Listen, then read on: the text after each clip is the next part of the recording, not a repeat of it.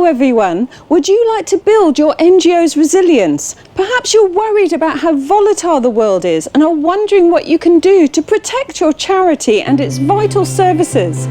Let's take a look at how you can drive forward your impact while navigating difficult waters.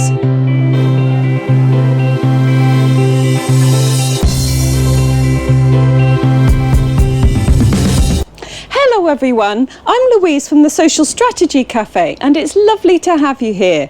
This channel provides tools and tips for strategically developing your non-profit. So it doesn't matter whether you work for an NGO, whether you work for charity or you work for a social enterprise. So many people managing or running non-profits feel that you are living hand to mouth. How can you build your organisation's resilience and remain strong in these ever-challenging times? Grab yourself a cuppa and let's take a look. Small charities and non-profits play a really important role in community development, yet they can often lack the organisational and financial resilience needed to sustain themselves in the longer term. This by no means relates to how valuable your non-profit services are, or even how skilled your staff are. Being resilient means that your organisation is more able to adapt, more agile, and more robust, and will bounce back from difficult times feeling stronger and more resourceful. But how can you get your organisation to this point? Well, the Charities Aid Foundation, or CAF, undertook some research with small charities in the United Kingdom to determine what factors were the most crucial in building a charity's resilience. The charities that CAF supported were confident organisations and well respected in their fields. However, they shared some common key difficulties, some of which you may recognise. These difficulties were that income had already reduced or was at risk. Fundraising was a challenge.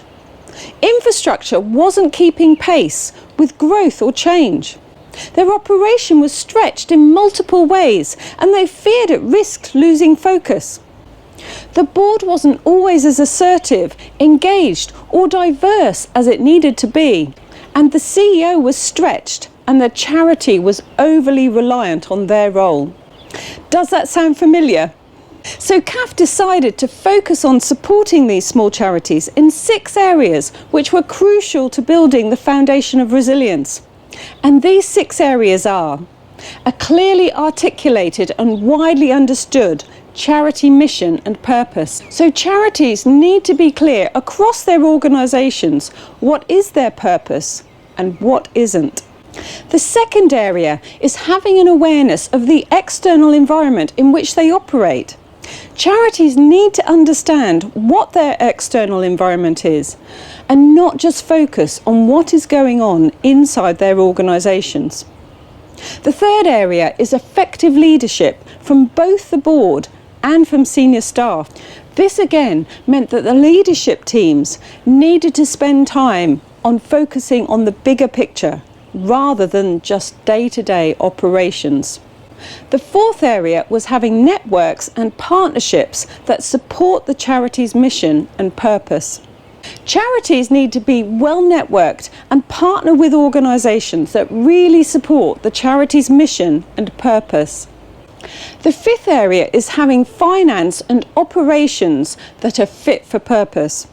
Charities need to have the scope to really be able to manage their finances and operations effectively. And the final area was having an ability to capture and communicate the theory of change and charity impact. Charities need to have the ability to communicate the need that they are meeting and the impact that they are having. So you need to be able to tell a really good, compelling story to set you apart. The result of CAF's funded intervention meant that the charities were more resilient, which led to the charities being better placed to analyse options and make well-informed decisions, the charities feeling optimistic and in control of their charity's future, the charities being culturally more cohesive and motivated as a whole staff team, and the charities being more confident in how they wanted funders to work with them as a partner. The Charities Aid Foundation also has a tool that helps you to quickly measure how resilient your charity is. This can help you assess which areas you should concentrate on, or to highlight to the board where you have weaker areas. In terms of global development NGOs and their resilience, according to Dr. Julius Cindy, who works for the African Population and Health Research Centre, in his podcast on the development aid platform, many NGOs could be really struggling since the rapid reductions in aid. Because in the past they were risk averse, and this led to a reluctance to diversify their income streams. This concurs with CAF's assessment that organisations need to be aware of the environment that they are operating in and take heed of any signs that it's changing. Dr. Cindy claims that the signs of this change were there after COVID, yet NGOs did not want to take the risk of doing something new, as this was uncertain, and aid funding was still available, so there was no incentive to change their strategies. The NGOs preferred to rely on the fact that donors would always be there. So Dr. Cindy said this was a missed opportunity. He also claims that being agile and innovative and encouraging a decentralised way of thinking is actually completely contrary to the way many global development organisations work and think. And of course, the bigger the organisation, the more like the Titanic it is, much more difficult to turn. So those members of staff who are more creative and entrepreneurial tend to not be rewarded for their creativity. Instead, they are encouraged to conform. So when these creative thinkers aren't allowed to contribute, they tend to leave the organisation, leaving it in a more rigid and inflexible place than before. And one of the reasons that I spend a lot of time on this channel talking about sustainable income generation, using the resources that are available in your community, is because it's vital that organisations grow an income stream that is completely independent of funders' expectations and agendas.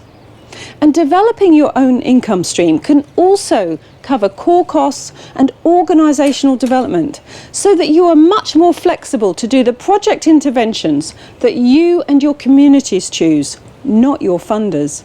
So, according to Dr. Cindy, actually having a smaller organisation can help you do this and create a systems and process that are not hierarchical, but enable the creative thinkers in your organisation to contribute their ideas of how to be more agile.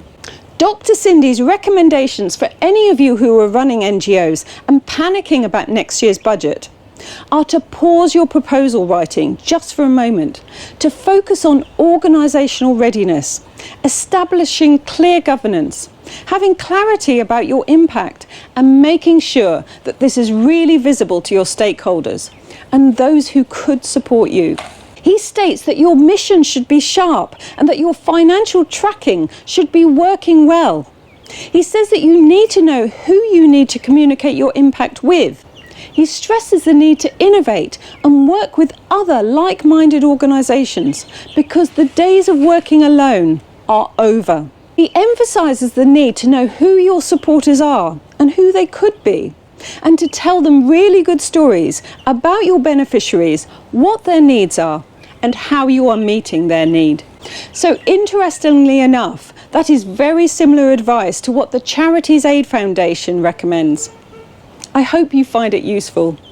Thank you to everyone for watching, and if you have an idea of a video you'd like to see, please let me know in the comments below. Have a great week, everyone.